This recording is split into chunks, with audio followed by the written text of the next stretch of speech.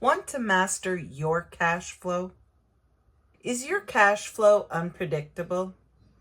Discover strategies to stabilize and grow your business revenue.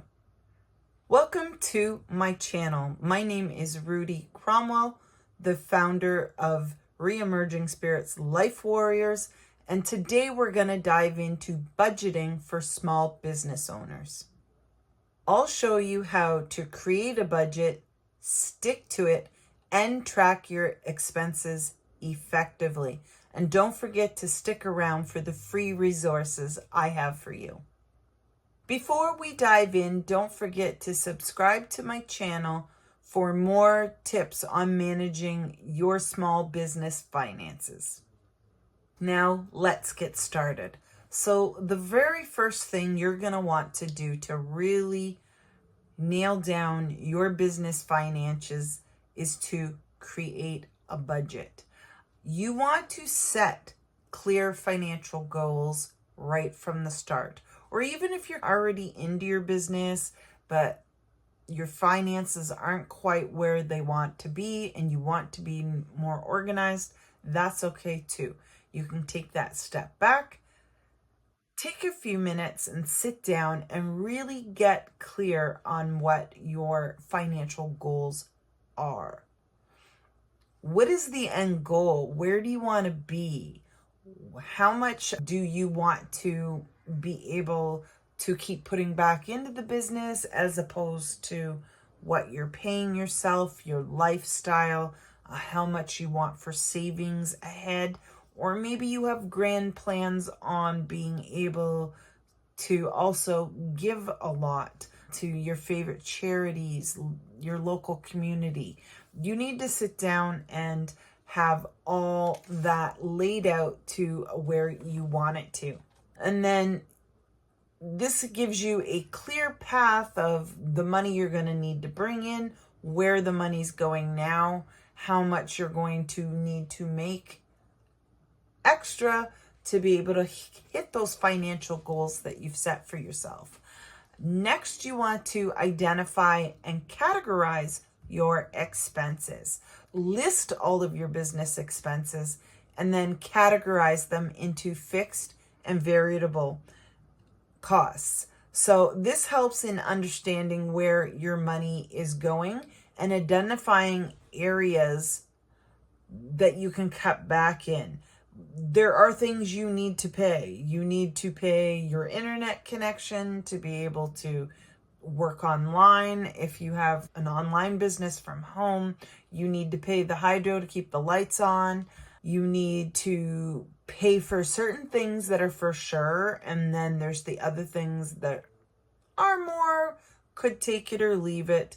You need to have that all mapped out so you can see where your money's going and look for those places where you can lean back a little and say, we don't need that as much right now, or maybe we can find a more cost-effective way to do this over here.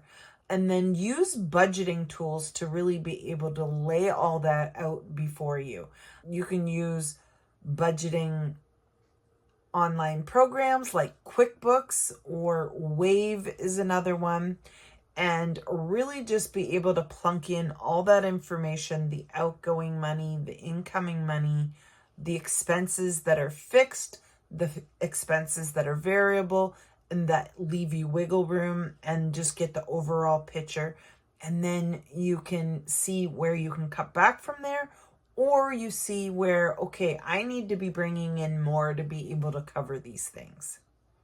Now, once you've spent that time going over all your finances and setting your budget based on your financial goals, now the hard part comes in. It's the sticking to the budget. But here's a few ways to help you in that endeavor.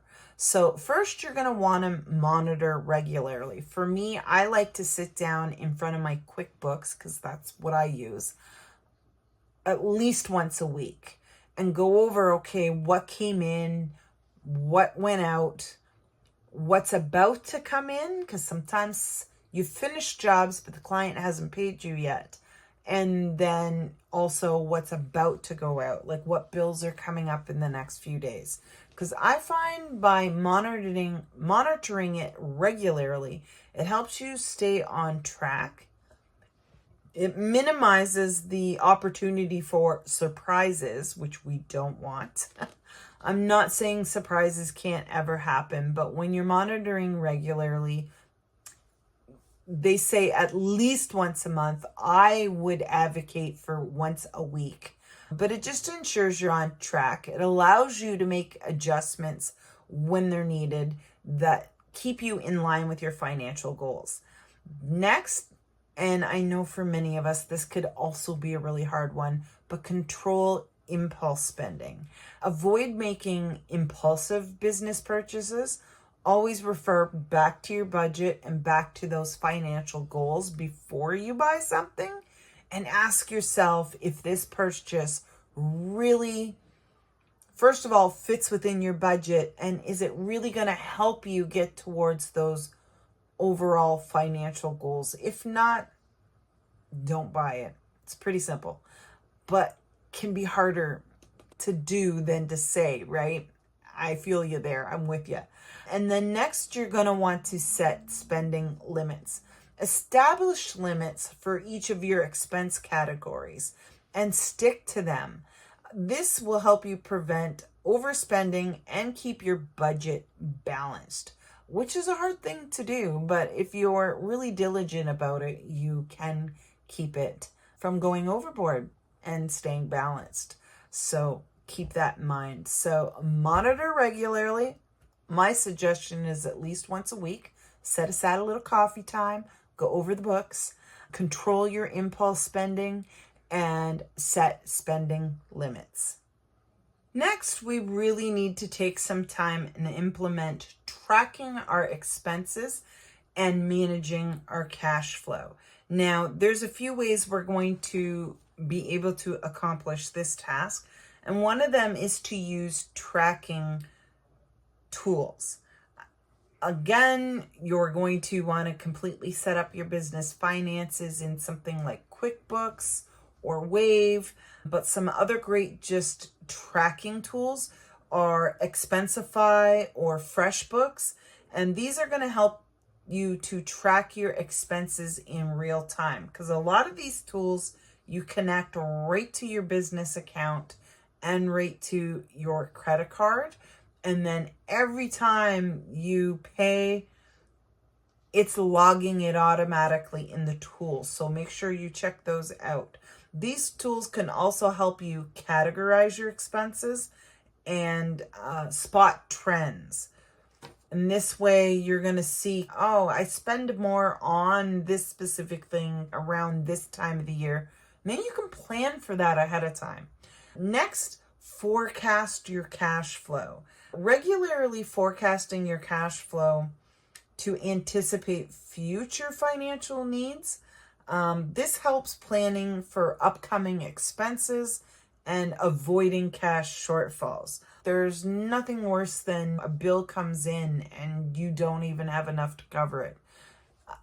By forecasting your cash flow and saying, okay, I know of this job and this job coming up, or if you sell products, you know the different seasons you have big product launches in.